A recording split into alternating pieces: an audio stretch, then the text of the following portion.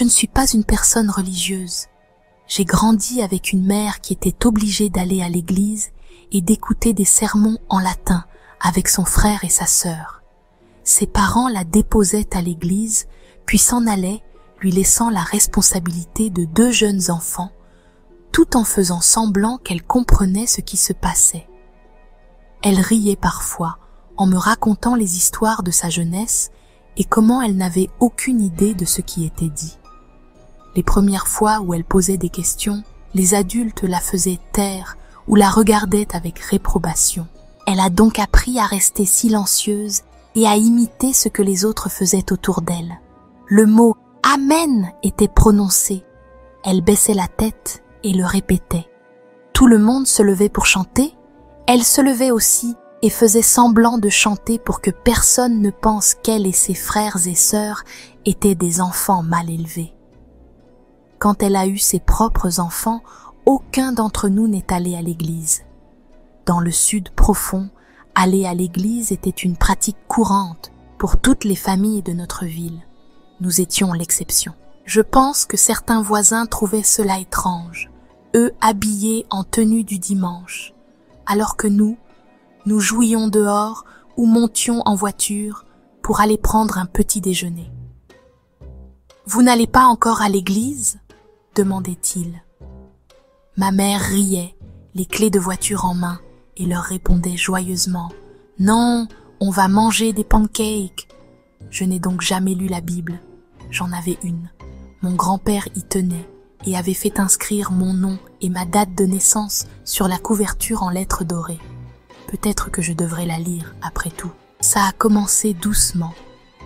Parfois, je croisais des inconnus. La ville n'était pas si petite, un peu moins de 9000 habitants. Alors, ce n'était pas si étrange de voir des gens que je ne reconnaissais pas à l'épicerie. Je n'y ai pas vraiment prêté attention en voyant le premier. Enfin, je pense que c'était le premier. Il n'était pas habillé de manière très étrange, mais quelque chose chez lui me frappait. Peut-être sa chemise blanche trop éclatante en plein été, ou ses longs cheveux que peu d'hommes oseraient arborer. Quoi qu'il en soit, il a attiré mon regard, et il ne faisait que me fixer. Je l'ai fixé en retour, essayant de deviner si nous nous connaissions du lycée ou par l'intermédiaire d'un ami, mais c'était un parfait inconnu. Alors, je lui ai juste souri, fait un signe de la main et je suis passée à autre chose. J'ai pris mes courses, payé, chargé mes affaires dans la voiture et je suis rentrée à mon appartement. Je pensais que c'était une rencontre unique, un type qui m'avait reconnue pour une raison quelconque. Mais ça a continué. Pas seulement lui, mais d'autres. Des gens portant des vêtements incongrus pour la chaleur estivale, des chemises blanches immaculées, sans un pli, ni une trace de sueur. Ils avaient aussi des gants et des pantalons longs qui ressemblaient à des pattes d'éléphant, mais je ne pouvais même pas voir leurs pieds. Je pourrais comprendre s'il y avait une nouvelle mode ou quelque chose comme ça, mais des manches longues et des vêtements couvrant tout le corps ne semblent pas être une bonne tendance. Ça ressemble plutôt à un coup de chaleur assuré. Malgré tout, j'ai essayé de rester poli, juste un signe de la main aux inconnus, et je poursuivais mon chemin. Je me disais peut-être que c'était un groupe de fans un peu bizarre, suivant un groupe indie ou une famille insistant sur des tenues assorties. Je ne sais pas. J'en ai parlé à ma mère, curieuse de savoir si elle les avait vus elle aussi, et elle a ri. Ignore-les. Chaque fois que tu les vois, fais-leur juste un signe et continue ton chemin. Pas besoin d'être impoli. J'ai suivi son conseil jusqu'à ce que je prenne enfin mon courage à 2 mains. Quand j'en ai vu un autre à l'épicerie qui me fixait, je me suis approchée suffisamment pour regarder les pommes à côté de lui et j'ai demandé « Alors, vous êtes d'ici ?» Je ne sais pas ce à quoi je m'attendais, mais ce que j'ai obtenu était terriblement décevant. Il s'est contenté de me fixer, les yeux grands ouverts, sans rien dire. J'ai essayé encore, bêtement, de provoquer une réponse quelconque, s'il aimait le temps qu'il faisait, s'il vivait ici depuis longtemps, ou même s'il aimait les pommes. Rien, juste ce même regard vide et immobile qui m'a fait esquisser mon meilleur sourire et lui souhaiter une bonne journée. Je n'aurais jamais dû lui parler. Soudain, ils étaient partout, tout le temps, à la station-service, un dans l'allée des snacks qui me fixait, en conduisant dans ma rue, un à l'angle de la rue, ne bougeant que les yeux. Ils ne bougeaient jamais, du moins pas au début, juste leurs yeux. Ils ne marchaient pas, ne tournaient pas la tête, rien, seulement les yeux. Fatiguée après une semaine, j'ai affronté l'un d'eux qui bloquait mon chemin lors d'une promenade du soir et j'ai demandé « Qui êtes-vous ? Pourquoi êtes-vous si nombreux ?» Celle-ci, une femme, m'a fixé comme il le faisait toujours. Je pense que j'étais fatiguée ou peut-être simplement lassée de voir des inconnus en tenue assortie partout, alors j'ai touché son épaule. Mes doigts ont à peine effleuré sa chemise blanche avant qu'elle ne soit tachée de rouge, de sang. Je ne me souviens pas d'avoir crié ou d'avoir pris la fuite pour rentrer en courant à mon appartement avant de conduire à l'hôpital. Je suis sûre que je faisais un vacarme, mais ce qui me reste en mémoire, c'est que j'ai enfin obtenu une réponse de l'un d'eux. Elle a cligné des yeux, puis souri. Il a fallu 10 points de suture pour refermer les coupures sur mes doigts, 5 pour l'index, 3 pour le majeur et 2 pour l'annulaire. Je ne sais pas ce qui s'est passé. Expliquer cela aux urgences a été difficile parce qu'ils insistaient sur le fait que, quoi que j'ai fait, ça avait atteint l'os. Après ça, les choses ont empiré. Il bougeait vraiment. Pas comme en marchant ou, vous savez, en étant humain, mais en glissant sur le sol pour me suivre. Je ne pouvais toujours pas voir leurs pieds. Leurs genoux ne pliaient pas et ne faisaient rien de normal pour imiter une démarche humaine. La première fois que j'ai vu ça, j'ai renversé un présentoir de biscuits et j'ai dû m'excuser abondamment auprès du pauvre employé de la boulangerie. Quand elle m'a demandé ce qui m'avait mise dans un tel état, j'ai rassemblé mon courage pour dire « Cet homme là-bas, il n'arrête pas de me fixer. » Elle a regardé dans la direction que je pointais, le front plissé. Elle n'a pas répondu tout de suite et m'a plutôt demandé si l'homme s'était éloigné. J'ai dû avoir l'air stupide, bouche ouverte, parce qu'il était juste là, mais elle ne le voyait pas. Tout ce que j'ai pu faire, c'est hocher la tête, être d'accord avec elle, puis me précipiter hors du magasin. Après une semaine à m'habituer à leurs mouvements, ils ont commencé à changer. De petites choses au début, leurs chemises devenant moins blanches et plus grises. Ils émettaient parfois un bruit étrange, un cliquetis creux et effrayant. Leur visage devenait plus expressif, pas beaucoup, mais au lieu de juste regarder avec leurs yeux, ils tournaient la tête ou faisaient bouger leurs doigts. Finalement, les gants ont disparu et j'aurais préféré qu'ils restent, car leurs mains sont étranges. Leurs doigts sont bien trop longs, incurvés de manière anormale, avec une peau grisâtre maladive. Leurs ongles sont tous arrachés. Il y a à peine 3 mois, je pensais qu'ils étaient juste un groupe de fans bizarres, imitant un groupe ou peut-être une secte étrange.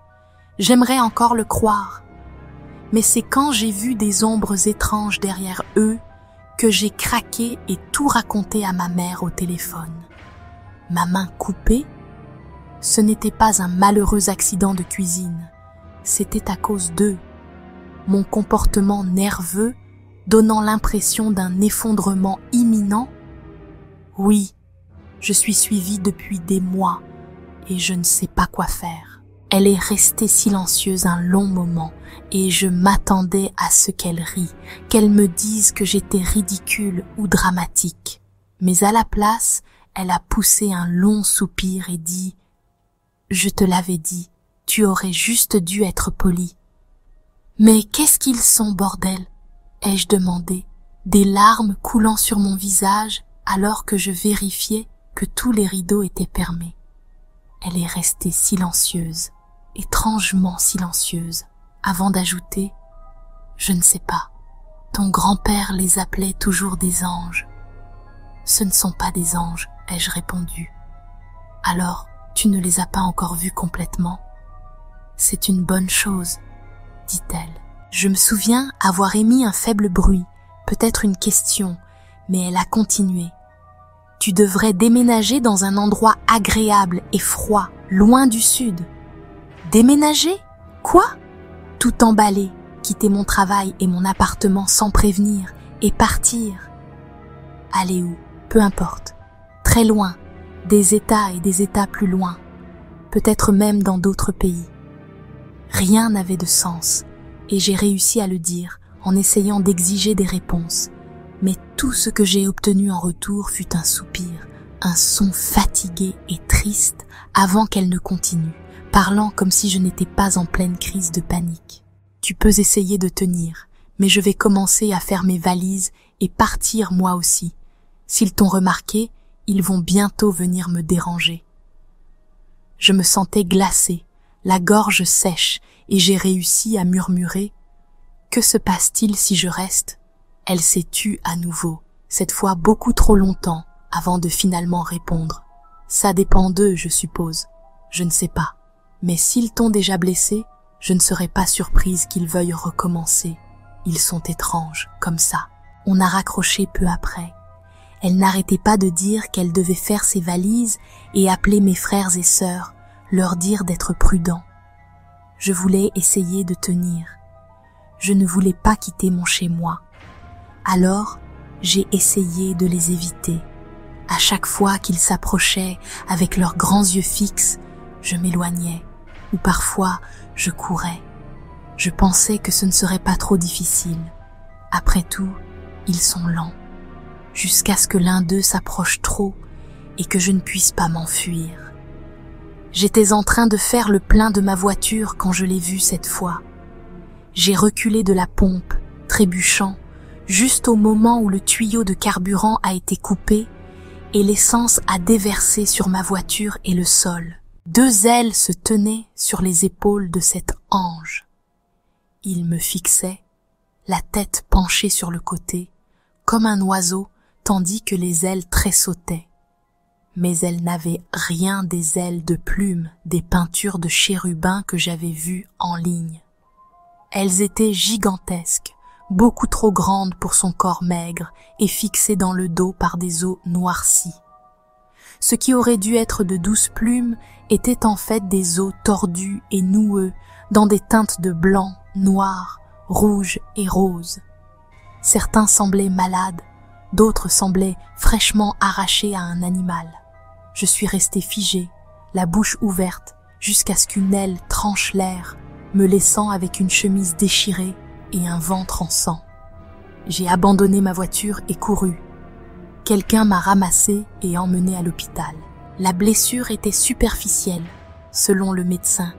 Ils l'ont nettoyée, m'ont mis des bandages et donné des antidouleurs. Dès que je suis rentrée chez moi, j'ai appelé ma mère, même s'il était 3 heures du matin. Elle a écouté mon récit confus et j'ai fini par sangloter. « Je peux venir avec toi ?»« Non », a-t-elle dit. Sa voix était si dure et froide avant qu'elle ne soupire et continue. « Non. Toi, va dans une direction. Moi, je vais dans l'autre. Je vais vers l'État de Washington. Tu ne vas pas me dire dans quel État tu t'arrêteras. Ce n'est pas sûr, ne me dis pas non plus où tu finis. Je te conseille de partir maintenant ou dans un jour ou 2. Et quoi que tu fasses, ne prie pas.